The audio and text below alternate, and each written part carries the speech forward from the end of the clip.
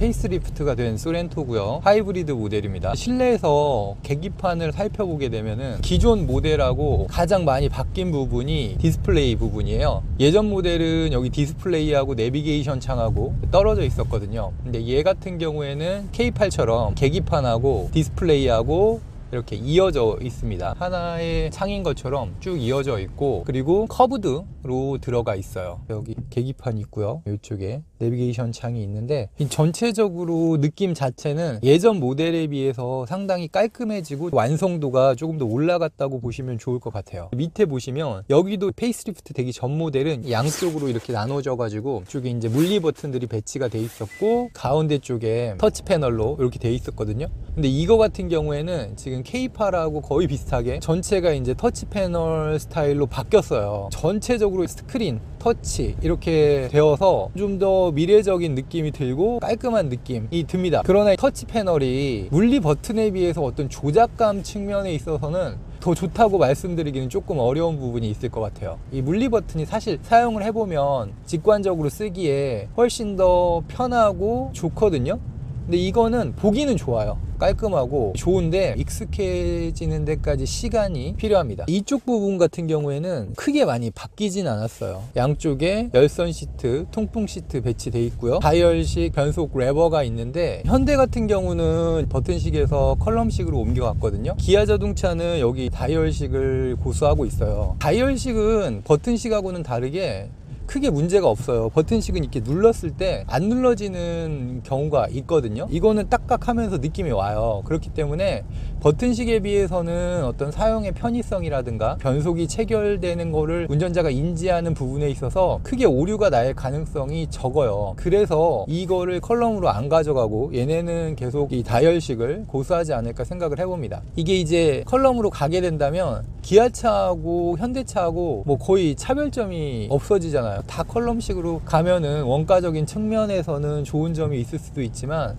차별성이 하나도 없어진다는 거, 그런 것도 좀 아쉬운 부분이 될 수 있기 때문에 기아차 같은 경우에는 뭐 전기차로 완전 전향이 되기 전까지는 내연기관 모델에서는 당분간 이 다이얼식을 이용하지 않을까 생각을 해봅니다. 열선 스티어링이 있고요. 이런 파킹 버튼, 이것까지 위치 자체는 페이스리프트 되기 전하고 크게 바뀐 건 없습니다. 뒷자리로 와봤는데요. 이게 이제 중형 SUV다 보니까 뒷자리 공간은 정말 넓어요. 이 조수석 쪽 앞자리를 좀 뒤로 빼고 앉아봤는데, 뒷자리 레그룸 공간 충분한 여유가 있고요. 헤드룸 공간도 충분히 여유가 있습니다. 여기 보시면 이 등받이 각도를 조절을 해볼 수가 있어요. 지금 등받이를 좀 눕혀 놓은 상태거든요. 상당히 많이 뒤로 이렇게 뉘어집니다. 그래서 편안한 자세를 취하는데 도움이 돼요. 이 레버를 당겨서 이 단계를 조절을 해볼 수가 있습니다. 수동식 선 블라인드 마련이 되어 있고요. 열선 시트를 2단계로 조절할 수 있는 버튼이 마련이 되어 있습니다. 뒷자리에 온도를 조절하는데 도움을 주는 송풍구가 2개가 마련이 되어 있습니다. 여기 밑에 220V하고 시거잭도 마련이 되어 있습니다. 전체적으로 뒷자리에서 느껴지는 이 공간감은 차급에 맞게 훌륭한 수준이고요. 얘가 이제 시그니처 모델이고 풀옵션 모델이다 보니까 여기 나파 가죽 시트가 들어가 있어요. 그래서 이 시트의 재질도 우수한 편이고, 문양을 넣어가지고 고급스럽게 만들려고 한 거, 이런 것도 좋은 점이라는 생각이 드네요. 크게 바뀐 건 없지만 전체적인 디자인 완성도가 조금 올라갔다, 이렇게 보시면 좋을 것 같습니다. 지금 이 차는 하이브리드고요. 180마력의 2.6 터보 엔진이 들어가 있습니다. 그리고 전기 모터가 서포트를 해주고 있고요. 그래서 이제 총 합산 출력을 보자면 235마력 정도 출력이 나와줍니다. 235마력이면 어느 정도냐면 산타페 TM 2.0 가솔린 터보하고 마력수가 거의 비슷해요. 그것도 235마력이거든요. 이게 1.6 터보 엔진이라서 엔진 자체에서 뿜어져 나오는 마력하고 토크는 좀 낮아요. 근데 모터가 서포트를 해주기 때문에 힘이라는 측면에서 그렇게 부족하지 않다라는 생각이 들어요. 가속을 한번 해볼게요. 가속을 이렇게 쭉 해봤을 때 물론 이게 이제 폭발적으로 밀어준다, 요건 아니거든요. 그렇지만 이 정도 크기의 사이즈를 밀어주는 데 있어서 힘이라는 측면에서 봤을 때 나쁘지 않은 정도의 수준이라고 볼 수 있어요. 그래서 일상적인 가속에서 느낌도 나쁘지 않고요. 추월하기 위해서 힘을 끌어내는 순간에도 충분한 힘이 나와준다, 라고 보시면 됩니다. 변속기 같은 경우에는 6단 자동 변속기가 매칭이 돼 있어요. 페이스리프트 되면서 8단이 올라가지 않을까 기대도 해봤는데 6단을 아직까지는 쓰고 있습니다. 2.5 터보 하이브리드가 나온다면 아마 8단이 들어가겠죠. 2.5 터보 하이브리드 같은 경우에는 힘의 영역대가 더 커지기 때문에 6단 가지고 커버하는 데는 효율성이나 힘의 그 영역 측면에서 부족한 점이 있을 수도 있을 것 같아요. 그래서 2.5 터보 하이브리드가 나오면 8단이 올라갈 것 같긴 한데 1.6 터보 하이브리드 같은 경우에는 6단 가지고도 충분하다고 판단을 하는 것 같아요. 수치적으로 봤을 때 6단 좀 부족하다고 생각할 수도 있는데 하이브리드 모터가 서포트를 해주기 때문에 6단이란 이 숫자 자체는 아쉽지만 힘을 운용하는 데 있어서 6단도 그렇게 나쁘지는 않다 라는 생각이 들어요. 이 서스펜션 느낌은 이게 이제 아무래도 패밀리 SUV로 이용하시려고 이 차를 구매하시는 분들이 많을 거예요. 그렇다 보니까 이게 이제 무턱대고 꽉 조일 수 있는 부분은 아니에요. 서스펜션을 완전 확 조여버리면 뒷좌석 승객이 느끼는 승차감이 굉장히 안 좋아지거든요. 그렇기 때문에 얘 같은 경우에는 승차감을 잡기 위해서 약간은 부드러운 느낌이 들게 세팅을 했어요. 그래서 방지턱 넘을 때도 그렇고 약간 굴곡진기를 갈 때도 밑에서 올라오는 충격을 비교적 잘 걸러준다라는 생각이 듭니다. 스포츠성에 초점을 맞추고 만든 차가 아니고 승차감, 승객이 느끼는 편안함에 조금 더 주안점을 줘서 세팅한 차라는 생각이 드는 정도의 서스펜션 느낌입니다. K8 같은 경우에는 전자제어 서스펜션이 들어가 있거든요. 전자제어 서스펜션이 들어가 있는 차들이 노면 대응력이 좋았거든요. 근데 얘도 전자제어 서스펜션을 좀 넣어줬으면 어땠을까 하는 생각이 들어요. 왜냐하면 승용차는 아무래도 좀 낮기 때문에 승차감이라는 측면에서 SUV보다는 우위에 설 수밖에 없거든요. 근데 SUV 같은 경우에는 차체가 높다 보니까 굴곡진 도로나 쇼크가 올라오는 노면이 고르지 못한 길을 갈 때는 조금 불편한 느낌이 들 때가 있거든요. 그러니까 오히려 이런 그 높은 차에 전자제어 서스펜션을 넣어줬으면 좀 더 좋은 승차감을 구현하는데 도움이 되지 않았을까 하는 생각이 들어요. 옵션으로 해서 전자제어 서스펜션을 선택하게 해줬으면 어땠을까 하는 생각을 해봅니다. 여기가 방지턱이 좀 많은 길이거든요. 방지턱을 넘어볼게요. 이게 이제 일반 서스펜션이긴 한데 방지턱 넘는 수준은 괜찮다라는 생각이 들어요. 제가 이제 방지턱을 항상 많이 넘어보는데 우리나라 도로가 정말 방지턱이 많죠. 그렇기 때문에 방지턱 넘는 실력도 중요하거든요. 승차감에 있어서. 근데 방지턱을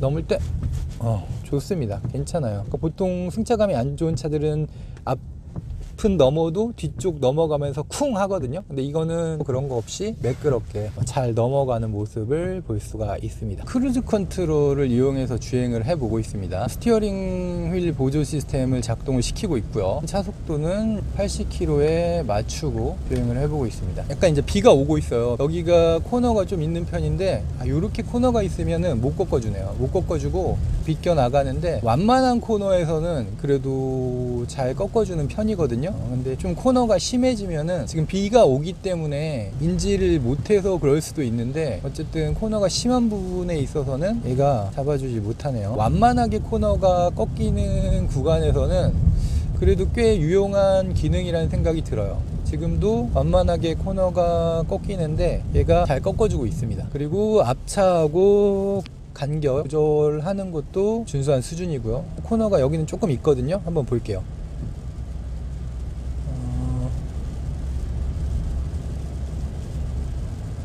꽤 잘 꺾어주는 모습을 볼 수가 있습니다. 여기 좀 심하거든요.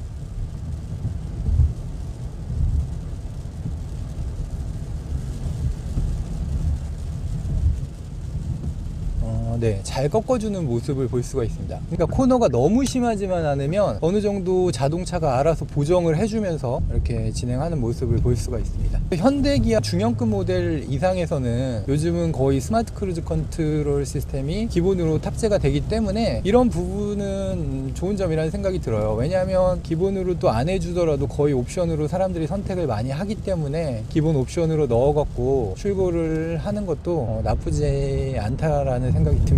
그리고 예전에 비해서 많이 유용해졌어요. 시스템이 작동하는 부분도 매끄럽게 잘 작동을 하기 때문에 사용하는 데 있어서도 이질감도 별로 없고 꽤 편안한 사용감을 운전자에게 제공을 해줍니다. 그리고 현대기아차 공통으로 이렇게 방향지 시등을 넣으면 카메라를 통해서 여기 계기판에 뒤쪽에 자동차가 오는지를 보여줍니다. 지금 비가 오고 있는데 비가 오는 환경에서도 선명해요.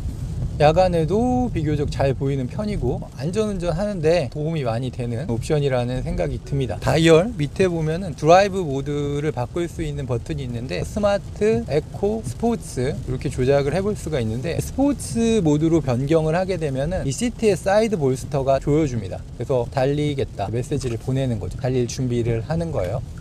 그리고 RPM의 시작 구간도 조금 올라갑니다. 조금 더 기민하게 차가 반응한다고 보시면 될 것 같아요. 스포츠 모드로 놓고 운행을 한다고 해서 차가 노멀 모드일 때보다 폭발적으로 빨라진다 이런 건 아니고요. 조금 더 반응이 빨라진다 이렇게 보시면 됩니다. 자동차의 사이즈도 큰 편이고요. 그래서 4명이 승차하고 여행을 간다던가 이동할 때 충분히 넉넉한 공간을 보여주고 있습니다. 그래서 그 부분도 일단 괜찮고 고가의 수입차에 비해서는 주행의 퍼포먼스가 떨어질 수도 있지만 일상적으로 운행했을 때는 부족하다라는 느낌을 크게 받지 못했어요. 승차감 부분도 그렇고 가속 부분도 그렇고 주행의 완성도도 괜찮다라는 생각이 들었습니다. 지금 16.7km를 찍었거든요. 이 정도 연비라면 정말 이 크기에 훌륭한 수준이죠. 다만 아쉬운 점이 뭐냐면 지금 출력 제한 문제가 나왔어요. 이게 다양한 차에 들어가잖아요. 그랜저, 산타페, 소렌토, K8 등등. 그럼에도 불구하고 이 시스템에 오류가 생겨서 차를 운행하는 사람들을 불안하게 한다는 거. 물론 이 차는 그게 나오진 않았지만 어차피 같은 시스템이기 때문에 그런 부분은 좀 아쉬운 점이라는 생각이 들어요. 하루 이틀 만들어 본 회사도 아니고 굉장히 오랜 시간 이 하이브리드를 만들어 왔고 많은 출고 대수를 자랑하는 회사인데 그런 부분까지 좀 완벽하게 신경을 써서 출시를 했다면 소비자들의 만족감이 훨씬 더 좋아지지 않을까 생각을 해봅니다.